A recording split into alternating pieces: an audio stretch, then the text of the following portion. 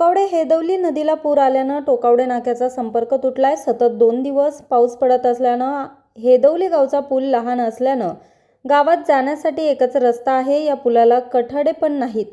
अनेक वेळा तक्रार करून सुद्धा बांधकाम विभाग लक्ष देत नसल्यानं हेदवली गावच्या लोकांना पावसाळ्यात नाहक त्रास सहन करावा लागत असतो।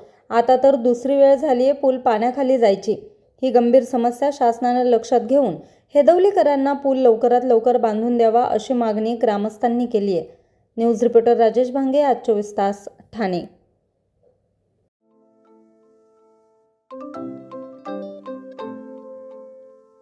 नवनवीन आणि ताज्या घडामोडींसाठी आज 24 तास सबस्क्राईब करा।